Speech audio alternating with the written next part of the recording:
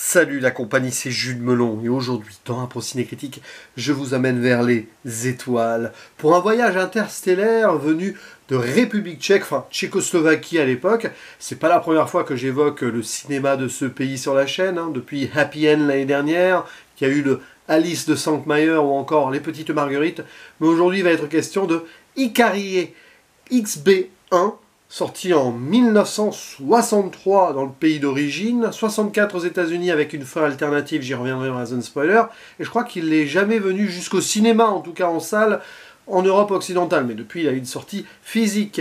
Réalisé, je crois que c'est son premier long métrage, par un certain Jędrzej Polak, alors désolé pour la prononciation, parce que je n'ai pas révisé mon tchèque avant de faire cette vidéo. Et au casting, beaucoup d'acteurs et d'actrices tchèques, mais qui interprètent des personnalités de tout pays, même anglophones. Il y a le commandant en second qui s'appelle MacDonald, et il y a le mathématicien, qui est nommé Anthony Hopkins. Voilà, c'est très drôle. Anthony Hopkins, un grand acteur qui n'est pas là, évidemment, et qui avait juste débuté au théâtre à l'époque. Voilà pour la petite anecdote. Et l'histoire donc se déroule en 2163, c'est-à-dire 200 ans après donc on va dire la date de sortie du film, futur assez lointain quand même, où on va suivre un vaisseau spatial qui donc est nommé, comme le titre du film, le Ikarie XB1. Alors Ikarie c'est Icar, hein, voilà, hein, qui va se rapprocher du Soleil, mais quel Soleil? Bonne question. Donc voyage loin de la planète Terre vers l'étoile Alpha du Centaure à la recherche d'une planète blanche. Donc peut-être pour trouver une vie extraterrestre. Voilà, tout simplement. Et donc est-ce qu'ils vont vraiment rencontrer une autre forme d'intelligence? Peut-être. En tout cas, ce qui est sûr, c'est qu'on va s'intéresser pendant la majeure partie de cette œuvre aux relations humaines à l'intérieur donc du bâtiment spatial, l'équipage qui va donc réfléchir, discuter et subir des situations, des rencontres aussi, avant même d'atteindre cette planète blanche. Et si j'ai eu connaissance de ce film, c'est parce que je n'avais déjà entendu parler en fait, mais récemment, le collègue youtubeur Intercut en avait parlé en mode peut-être que ça avait inspiré Interstellar. Et je vais dire que c'est pas faux, mais je crois que ça n'a pas qu'inspiré Interstellar. Ou que non, ou que non. Parce que nous sommes ici dans un principe de SF pour l'époque un peu avant-gardiste, enfin, sur le plan cinématographique en tout cas. C'est à cette période de l'histoire donc télévisuelle aussi, où sortaient des épisodes de la 4e dimension, et en effet il y a une vibe Twilight Zone par moment. Pas étonnant que les Américains se soient intéressés au projet et très vite aient voulu faire leur propre version, enfin c'est le même film, mais doublage anglophone évidemment, américain, et quelques petites coupures et une fin différente. Mais ça sera pour plus tard, parce que quand je parlerai de la fin de ce film-là, vous allez comprendre que, pour moi, ça va sauter aux yeux. Et donc oui, on le sait depuis, Stanley Kubrick lui-même a vu ce film, et donc s'en est probablement inspiré pour son architecture et certains costumes, j'allais dire, mais combinaisons spatiales. Il y a des moments où on voit donc ce couloir en forme hexagonale, que j'ai choisi pour la miniature de la vidéo. Clairement, vous pensez à 2001 Odyssée de l'espace. Mais ce n'est peut-être pas hasardeux. Ça a probablement aussi, j'allais dire, inspiré sur le côté métaphysique, même si c'est pas non plus hyper poussé là, il y a des moments quand même, mais bon. Le Solaris de Tarkovsky. Et pour cause, ce film-là est l'adaptation plus ou moins directe d'un roman de Stanisław Lem, qui a donc écrit après le bouquin Solaris, qui a été voilà, mis au cinéma. J'allais dire interprété au cinéma, c'est joli, hein, mais adapté plutôt par Tarkovsky, donc petite décennie après, quoi. À peu près. Je sais plus, j'ai plus la date exacte, c'est les années 70, hein, Solaris, de toute façon. Bref, donc vous voyez, tout est là, mais on voit aussi du Alien par rapport à ce qui pourrait se passer dans le vaisseau, présence mystérieuse ou non, et attitude contaminée, mais plutôt mentalement, pour donc nos protagonistes. Vous voyez ici qu'en fait, nous avons une œuvre fondatrice de la SF sur grand écran, dans le 7e art, qui aussi a eu peut-être quelques emprunts préalables, alors sûrement à l'univers évidemment littéraire, et aussi au Forbidden Planet, planète interdite, pour le coup américain, avec le personnage du robot, qui s'appelle Patrick, là, voilà. Et il est bien, le robot Patrick. Bon, je trouve que bon, son design est pour l'époque, hein, bon, pas mal. Et la façon dont il déambule, son lien avec le mathématicien Anthony aussi, il y a une tentative de quelque chose. Et bon, ça va annoncer peut-être C3PO ou R2D2 mélangés, si vous voulez, parce que je pense que George Lucas a pas mal vu ce film. THX, son premier très très bon film, le prouve également. Et c'est d'ailleurs passionnant justement de voir aussi le rapport machine-individu humain dans ce film. Dans le sens où l'intelligence artificielle, elle est déjà là. Donc finalement, 2001 Odyssée de l'espace, après il y a eu Arthur Clarke au bouquin, hein, mais tu le sens, avec les caméras partout, qui sont comme des yeux d'ailleurs. Big Brother, Orwell n'est pas loin aussi, d'une certaine manière. Et ce rapport du coup à est-ce qu'on doit faire confiance à 100% à la science, à l'intelligence artificielle, aux mathématiques, ou est-ce que l'humain finalement, par son unicité, peut aussi prendre des décisions au bon moment qu'une machine n'aurait pas prises. Ce qui va faire que le périple va se poursuivre ou non. Et je donne enfin mon avis, j'ai vraiment apprécié ce film. Mais vraiment, premier degré, dans l'ambiance, qui paraît pas vraiment cheap, parce que le noir et blanc est super bien travaillé, il y a une très belle photographie,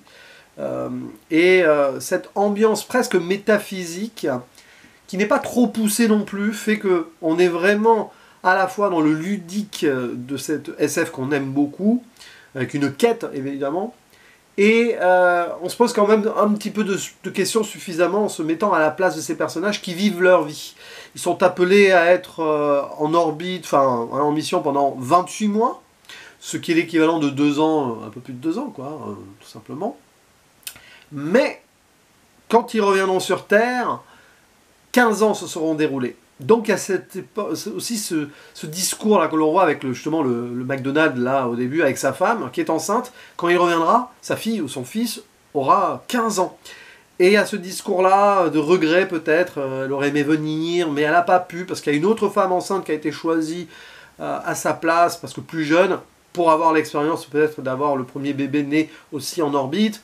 Et on sent le regret, mais là c'est l'idée interstellare, quand on communique voilà, en se disant quand je te reverrai tu seras plus vieille que moi et tout, c'est peut-être là-dessus que Nolan a voulu tirer son inspiration, ou qu'il y a réfléchi, dans le sens où on sait que Nolan et le temps, c'est vraiment une obsession.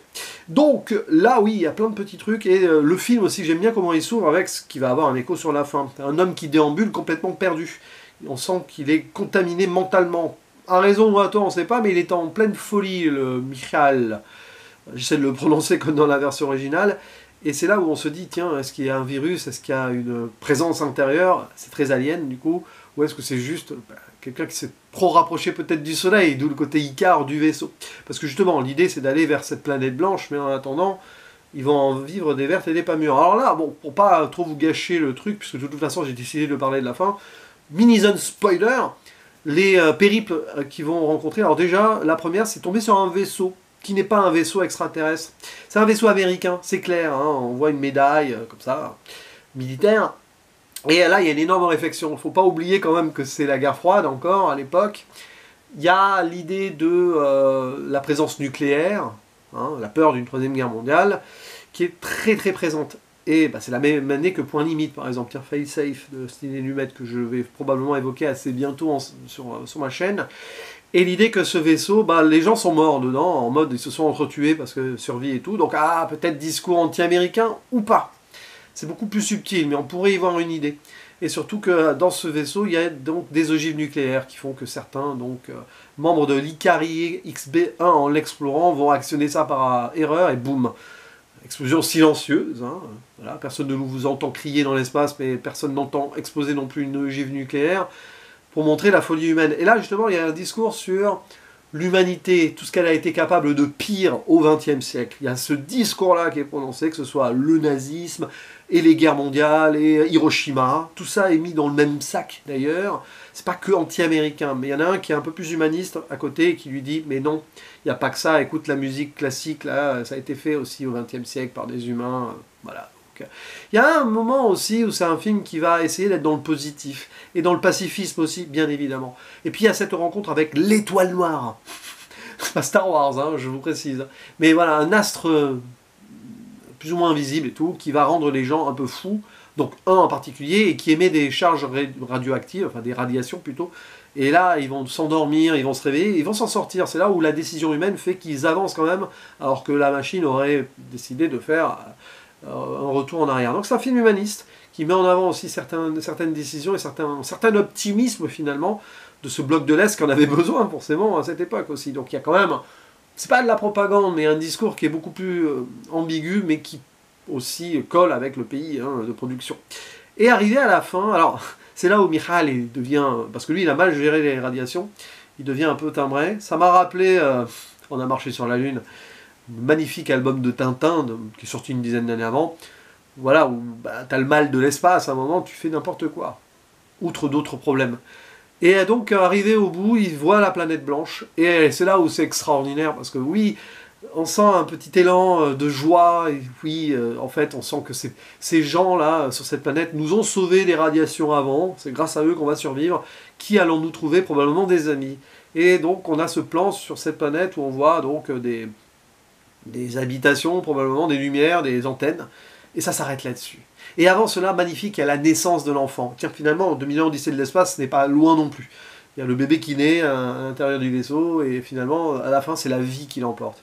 Et ça s'arrête là-dessus, c'est-à-dire que, grosse frustration quand même d'un côté, c'est-à-dire que t'aimerais que le film dure une demi-heure de plus, ou qu'il y ait une suite, mais ça s'arrête là-dessus. Et en version américaine, figurez-vous qu'ils ont décidé que cette planète-là, ce serait la Terre, donc 15 ans après, ils auraient fait un tour, ou que, du coup, ce serait du point de vue global, toujours, là, dans ce film, d'extraterrestres qui viendraient vers la France, vers la Terre.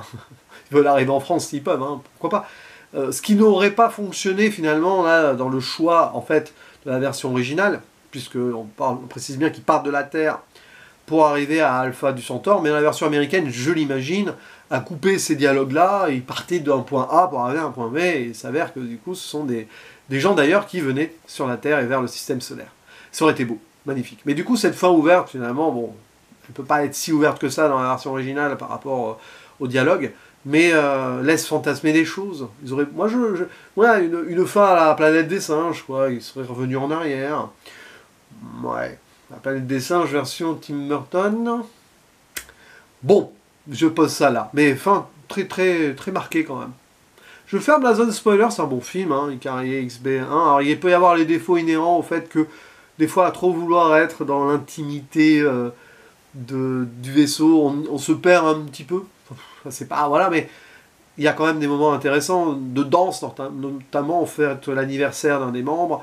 Donc la vie continue, et puis la vie continue. C'est un peu le message du film au final, c'est-à-dire que malgré tout, dans cette mission où les dangers sont là et multiples, eh bien, il y a cette existence qui se confirme à travers donc les membres de l'équipage et potentiellement vers la découverte finale qui donnera de nouveaux espoirs. Bon, eh ben, je vous le conseille, ce Ikari XB1. Je vous conseille aussi la vidéo d'Intercut que j'ai vue il y a plusieurs semaines. Je ne l'ai pas revue pour l'occasion, donc il a peut-être précisé des choses que j'ai dites là aussi, mais voilà.